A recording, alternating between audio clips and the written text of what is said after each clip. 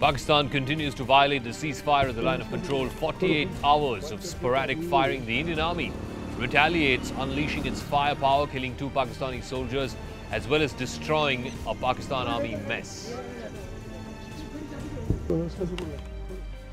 The Modi government hits out at the Pakistan government after the nation's army chief glorified Burhan Wani on his death anniversary, calling on all nations to condemn Pakistan's support to terrorist groups. How can the army chief of any army, a professional fighting force, extol the virtues of a terrorist like Burhan Wani? But strange are the ways of Pakistan. That's exactly what the Pakistan army chief did. Welcome to Face Off, the weekend edition. I'm Zakka Jacob. Here are the other headlines that we're tracking this Sunday evening. The latest in the investigation into the lynching of 15-year-old Junaid in Ballabgarh. The main accused confesses to stabbing Junaid, but railway police say there is no evidence yet to suggest that he was killed over suspicion of carrying beef. The chaos continues in Darjeeling as the Gorkha Janmukti Morcha marches with the bodies of party workers who were killed in the violence, refusing to talk to the Bengal government, which struggles to get a handle on the situation. Reckless driving on the Greater Noida Expressway claims 1 life. The driver has been detained by the police. And it's not a 9-to-5 job. Prime Minister Modi is back in Delhi after his international trips to Israel and Germany and a non-stop work week.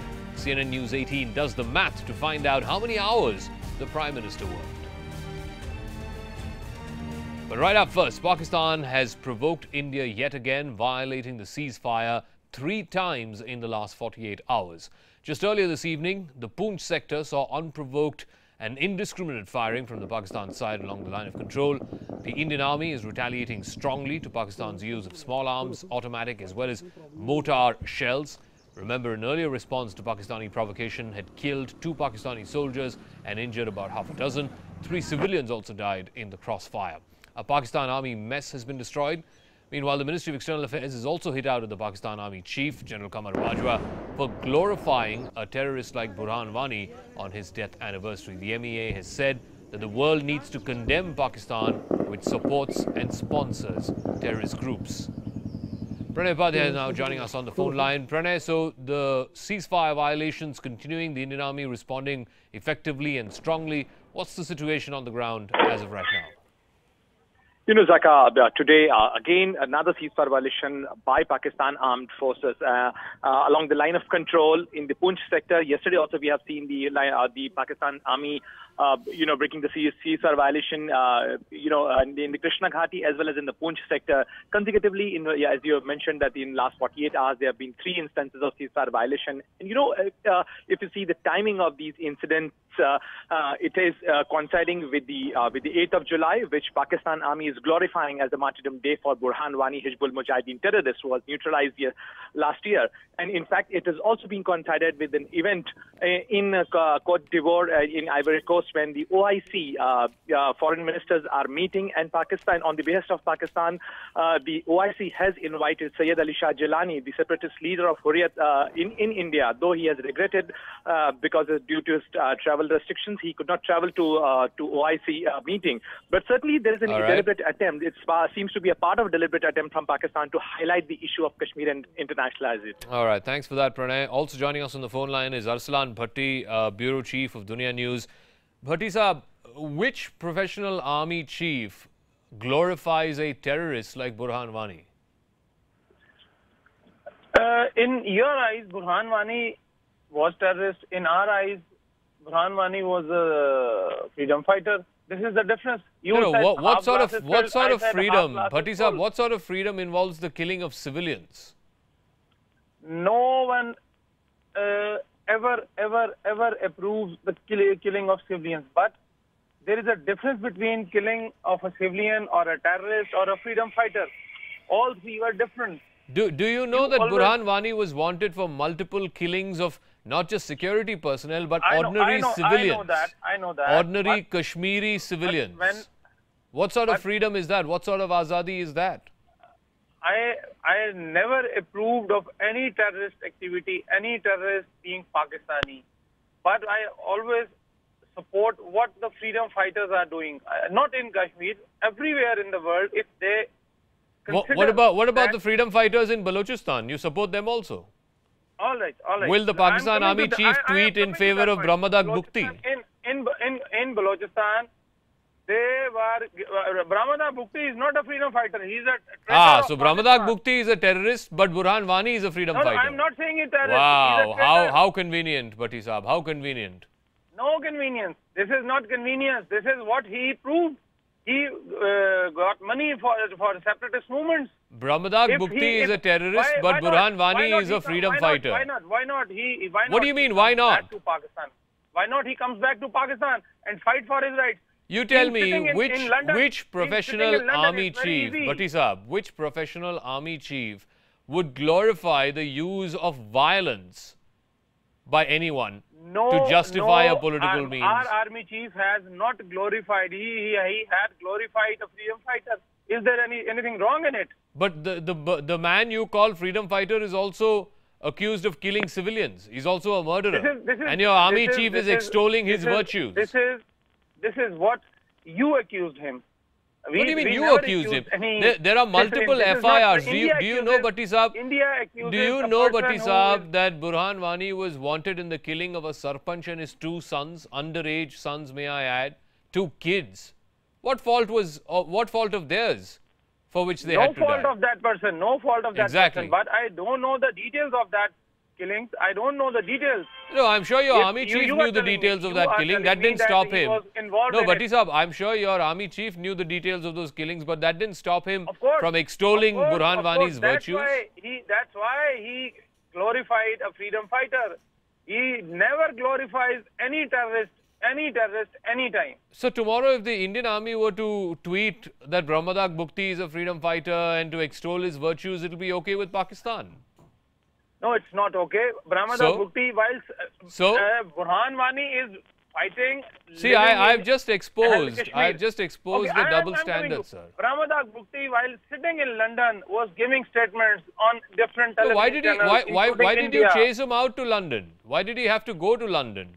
May I remind you that General Musharraf killed his grandfather in an air bomb, in an air strike. In an air strike, may I add.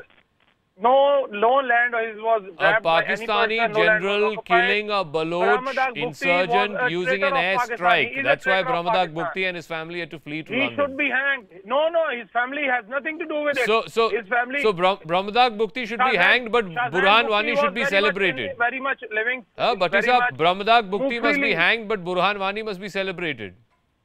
Of course, because he is a freedom fighter in my eyes. Wow. We'll leave it at that. I think Brahmadag Bukti, while sitting in London, he is in self-exile. If he is so sincere to his people, why can't he come back? If Burhan Wani was so sincere to his Kashmiri brethren, then why was he killing Kashmiris? Why was he killing Kashmiri civilians? This is the story of your side. This is not the story of the Indian side. This is the reality. This is the reality of Burhan Wani. And your army chief has extolled the virtues of a terrorist, a man who violently killed people, not just violently killed Indian security forces, but violently killed his own Kashmiri brothers. I have the dark color. I don't look good in blue shirt. I want white shirt. There is nothing wrong in it. This is what story suits you, suits India, that you are telling me. If civilians have been killed, Bhatti Saab, if Kashmiri civilians have been killed and Burhan Wani is accused of that murder, I don't know what else to call him but a murderer. And I'm sorry that your army chief is praising a murderer. No, you should not be sorry. Army chief I am. I'm not just sorry, it also makes me angry. If your army chief, that a general of an army, a so-called professional fighting force, is extolling the virtues of a terrorist. I'm sorry. I have no right. No, he is not a terrorist. Of course he is a freedom terrorist. Fighter. He was a freedom fighter. No, he's not. He's a terrorist, always a terrorist, and will always be remembered as a terrorist. Okay, so let's leave it at that. He will be remembered as a freedom fighter. Okay, Mr. Bhatti, thank you very much for your time and speaking with us. I only wish that the army chief of a so-called professional fighting unit did not put out statements extolling the virtues of a man who used violence and violent means to kill not just or target not just Indian security forces but also kill his own fellow Kashmiri brethren in the name of Azadi. Let's shift focus here on Face Off, the weekend edition. The police in Haryana now saying that the main accused in the Junaid lynching case has confessed to having stabbed the 15-year-old, but they've also said that the murder was not related, or at least there is no evidence yet to show that this killing happened because of the beef issue. The 30-year-old accused, who works as a security guard in a firm in Delhi, was arrested in Maharashtra last night. The arrest comes nearly 2 weeks after Junaid was stabbed to death at Ballabgarh while on board a Mathura-bound train. It is an open investigation. The main accused has been arrested yesterday only. Only after his thorough interrogation, the final picture will come out. What was the sequence of events? What exactly led to the murder of Junaid? ये सारी बातें हमें पूछताछ के बाद पता लगी. The accused till now in his interrogation has accepted that the knife was with him. हमें जो उन्होंने स्टेटमेंट दिया है, जो रिटर्न में स्टेटमेंट है, उसमें बीफ की कहीं कोई बात नहीं. Now joining us on the phone line, the SP Railways, you heard from him a moment ago, Sahil, saying that we don't have any information on this being related to the beef issue, but yes, the main accused has confessed. Do we know why he killed Junaid? What was the reason? What was the provocation? It all began according to the sequence of events that have been given not just by eyewitnesses, not just by the victims, but also now has come forward in the questioning of the accused. According to them, the sequence of events, it all started with a fight over a seat in a train. Junaid and his family members were sitting there. But then more people boarded in, and fight began over a particular seat, after which both the groups then called their own family members and friends at subsequent stations, and it kept on escalating. In fact, the group of people who attacked Junaid and his family members were not even known to each other. It started with a scuffle, with minor arguments between a Delhi government employee and Junaid and his family members. It irked the main accused, the man who has now been arrested from Dhule. It was he who got really provoked, got turned up, and he took knife from somewhere. It's not very clear where did that knife come from, and he allegedly stabbed Junaid. Now, what's important to highlight is that he has now confessed to stabbing Junaid. However, that's not really the end of the story, because it's just the preliminary investigation which is happening. What really matters is what he is going to say in the court. He was produced in the court today. He has been now sent to 3-day police custody. What's important is an identification parade has not been done yet. That's going to be the next step. And from there on, the police will take it forward and file a charge sheet. It's going to be a long legal process, but in the preliminary investigation, police are now going on record to say, it's very rare you see that police go on record to say that an accused has admitted to crime. It's only when he has actually done that they do so. Otherwise, information is leaked via media sources. But now the SP Railways is going on record to say that Junaid's main attacker, Naresh, who was nabbed from Maharashtra's Dhule, has now confessed to crime. But it remains to be seen what he actually says in the court, when he will be equipped with a team of lawyers, perhaps, and may want to change his statement. That's really is going to be the key in the overall scheme of things, Zakka. All right, we'll leave it at that. Sahil Meghani, many thanks for joining us with those details. The main accused has been arrested. He was arrested in Dhule on Saturday, and now the SP Railways there, you heard confirmation from him saying that he has also confessed. The main accused has confessed to the killing of Junaid. Let's shift focus now here on the Face-Off Weekend Edition. Darjeeling is on the boil yet again, with 4 GJM supporters killed in fresh clashes as the Mamata Banerjee government is struggling, in fact failing, to control the resultant violence. GJM supporters took out a protest march in the hills today with the bodies of the dead party workers. They are demanding action from the centre for the autonomy of the region. They want a separate state of Gorkhaland.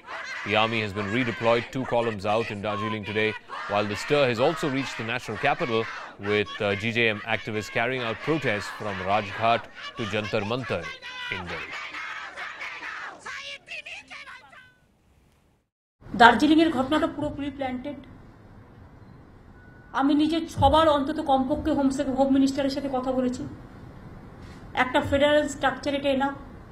বারবার request করা হয়েছে central reserve force কেন বলা হয়, ওটা reserve থাকে, স্টেটের যখন প্রয়োজন হয় যে কোনো স্টেট চাইতে পারে।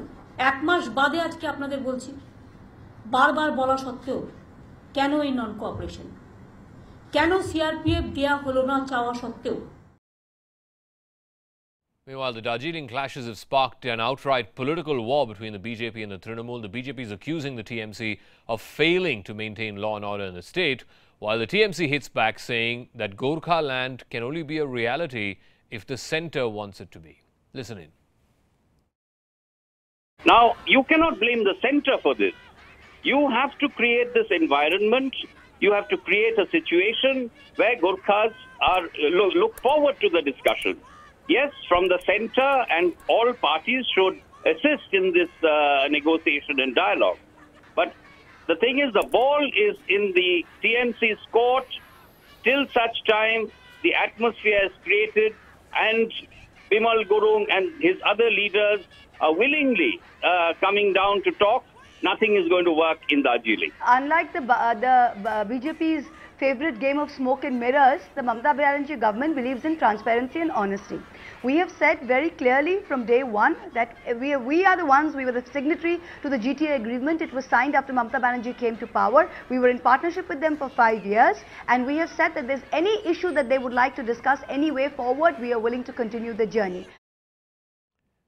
Meanwhile, pro-Gorkha land protesters here in Delhi too say they have little faith in the Mamata Banerjee government. They took out a protest from Rajghat to Jantar Mantar. Are you willing to talk to the central government? We have absolutely no faith with state government. She's playing absolutely politics. We don't have any expectation from the state government.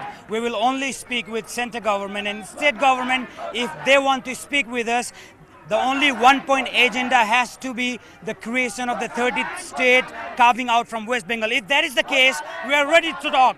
Ma'am, how many people have gathered here, and how many more are you expecting to? 10,000 people will be sitting here, 10,000 day and night, 10 days. For how many days are you planning to stress this protest in the national capital? Forever.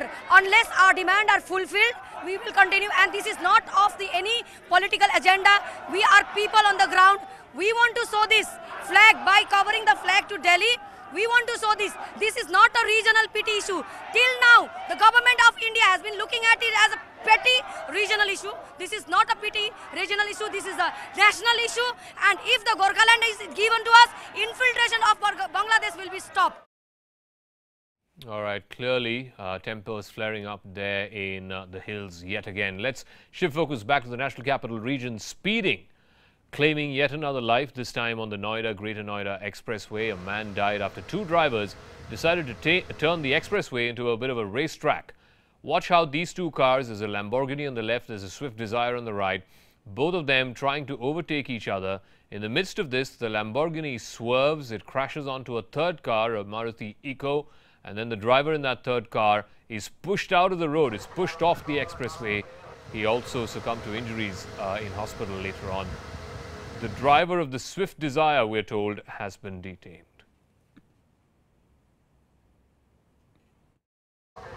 Limousine car जा रही थी, वो limousine car भाग रही थी speed से, उनकी गाड़ी आती थी, उनकी गाड़ी स्पीड से थी, मेरी गाड़ी 120 की स्पीड थी, उन्होंने ओवरटेक मारा और मैंने उनकी गाड़ी बचाई। मेरी गाड़ी फुटपाथ में घिस गई, उनकी गाड़ी बचाने के चक्कर में राइट में फुटपाथ में लगा दी, मैंने लेफ्ट में भी बहुत तगड़ा ओवरटेक मारा मैंने भी उनकी गाड़ी बचाने के चक्कर में। उनकी गाड़ी स्पीड से थी, उनकी गाड़ी कलम मार्ग से ट्रैफिक हो गया, उनकी गाड़ी बहुत तो पलटी हो गई। कुछ बंदों ने कहा कि लेफ्ट में सब हमारी गाड़ी से टच नहीं हुआ, फिर मेरी गाड़ी टच नहीं हुई है। मैं चीज़ को आप गाड़ी से गाड़ी को देख रहे हो, दोनों गाड़ियों को। घर के पास में रहते हैं, बहुत अच्छे दोस्त भी हैं हमारे, और हम लोग उस टाइम पे घर पे ही थे। ये यहाँ पर परी चौक की तरफ इनका कोई काम है, उस काम से आए हुए थे। रास्ते में अचानक पता नहीं हमें हम लोग के पास फ़ोन पहुँचा और बताया गया हमें कि ऐसे ऐसे यहाँ पर हॉस्पिटल में हैं, तो वहाँ से हम लोग घर पे आए हैं। पूरी तो अभी हमें नहीं पता पूरा कैसे क्या हुआ है, बाकी अभी पुलिस स्टेशन में है, जिसके साथ में हुआ है वहाँ हम लोग जा रहे हैं, देखते हैं। 20 साल के आसपास का एक कोई लड़का था, उसको कोई लोकल यहाँ पे जो पासर भाई वो लेके आए थे, तो यहाँ पे लेके आए तो कुछ पल्स नहीं थी उसकी, मतलब यहाँ पे उसकी डेथ हो चुकी थी यहाँ आने के पहले ही। तो सर में कुछ गहरी चोट आई थी, दोनों कान से तो खून निकल रहा था उसके, ठीक है। तो हमने ट्राई किया हमने सेव करने का, लेकिन सेव कर नहीं पाया। मतलब हॉस्पिटल आने से पहले ही उसकी डेथ हो चुकी थी। हमारे पास तो आया क्वेरी ये था कि हो सकता है उसको एक्सीडेंट हुआ हो या हो सकता है, मतलब जो लेके आए थे वो बता रहे थे कि गाड़ी इनकी कोई नाले में गिरी हुई थी। अब कैसे गिरी हुई थी, एक्सीडेंट हुआ था, क्या हुआ था, उसके बारे में जानकारी हमें। All right, we'll take a quick break here on the program. When we come back on the other side, Prime Minister Modi's non-stop work week. CNN News 18 crunches the numbers to find out how many hours the Prime Minister spent working while he was on his two-nation trip abroad for the last 5 days, first to Israel and then to Germany. That special report coming up on the other side.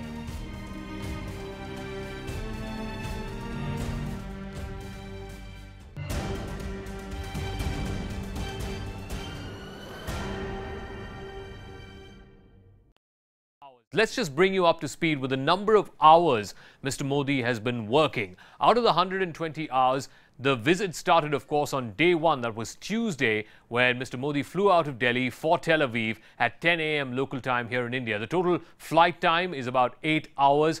He's got on-board meetings with the National Security Advisor Ajit Doval, with the Foreign Secretary Dr. Jaishankar. He also gets one-on-one briefings with the heads of department of the various departments who will be signing memoranda of understanding with the Israeli side. The total time, like I said, is 5 days, 120 work hours. He spent 8 hours working on the flight. He arrives in Tel Aviv at 4 o'clock local time at the Tel Aviv airport, where, of course, Benjamin Netanyahu receives him. There is an elaborate function there. This is at 4 o'clock local time. Right after about half an hour of this elaborate opening ceremony, he is then escorted to the Danziger Park, which is a horticulture farm just on the outskirts of Tel Aviv. Right after that, he goes to the Yad Vashem Memorial. At 8 o'clock local time, he heads off to the residence of Benjamin Netanyahu and his wife for an official dinner being hosted by the Israeli Prime Minister, before which, of course, there are press statements at the Israeli Prime Minister's residence. Then that leads to day two. So in the first 24 hours, he's already worked 21 out of those 24 hours. Early in the morning, about 10 o'clock local time, he's got a call on with the Israeli President Reuven Rivlin. Right after that, 1 hour after that, at 11 a.m. local time, he's got restricted meetings with Netanyahu, first one-on-one meetings and then delegation-level meetings, and then they go in for a working lunch. And later that afternoon, at about 2:30 or so, both the delegations come out, both the prime ministers come out. There is a series of agreements, about 7 agreements, from water, sanitation to space technology to agriculture, that are signed and exchanged between both sides. Again, both prime ministers read out separate statements. Subsequent to that, both the prime ministers meet with Moshe Holzberg, the 26/11 survivor, and his family. What an emotional meeting that turned out to be. And then finally, he and Bibi Netanyahu visit the Indian community event, which is happening in Tel Aviv. So 2 days, that's out of 48 hours, he's already worked 42 out of those 48 hours. Then on day 3, he takes a short chopper ride, about 30 minutes, from Tel Aviv to Haifa. The day's engagements begin with that trip to Haifa, where he lays a wreath. Right after that, they go to the Haifa beach, both prime ministers. There is this fantastic photo opportunity of both the prime ministers standing at the Haifa beach. Right after that, there's a visit to the desalination plant, then a meeting with the CEOs of 24 startups of Israel. Right after that, there's a meeting with the Indian students, and then the prime minister leaves from Israel on board Air India One. On his way to Hamburg, he gets a briefing again on the latest international and national news developments. So out of the 3 days, out of the 72 hours in Israel, the Prime Minister has already spent 58 of those 72 hours working. Then he enplanes for Hamburg. It's a 5-hour flight from Tel Aviv to Hamburg. On board that flight, he's got a debriefing on the Israel trip. What were the successes? What are the hits? What are the misses? There are also preparatory meetings for the various bilaterals at Hamburg on the sidelines of the G20. So out of the 120 work hours, he's already worked 63 out of 72 hours in the 3 days that he was in Israel. Then on day 4, early morning, he's got meetings to prepare himself for the various bilaterals that are going to happen on the sidelines of the G20. First, of course, is the BRICS meeting before the G20, and then the G20 happens. Then, of course, there are various bilateral meetings, first with Japan. The Prime Minister of Japan, Shinzo Abe, calls on the Indian Prime Minister. Then he's got a meeting with the Canadian Prime Minister, Justin Trudeau. There is a working lunch of all G20 heads of government on climate change. Also saw the Prime Minister have a meeting with Xi Jinping. to talk about the standoff that's going on between Indian and Chinese troops. So out of 4 days, that's out of 96 hours, the Prime Minister has already worked 84 out of those 96 hours. And then the fifth and final day, again, he's got early morning preparations for the various bilateral meetings that he's going to be having through the course of the day. He's meeting with the heads of government of Mexico, Italy, Korea, Argentina, the United Kingdom and Vietnam. So an action-packed day, a series of bilateral meetings scheduled for the Prime Minister. Finally, at about 5 o'clock local time in Hamburg, the Prime Minister emplanes back to New Delhi. And on board that plane, he's once again got a debrief on the hits and misses at the G20. He also gets a briefing by the National Security Advisor as well as the Foreign Secretary and the heads of concerned departments. Debriefings happen on board Air India One. So out of 120 work hours, the Prime Minister has worked 105 hours. So that's an average of just 3 hours of sleep every single day.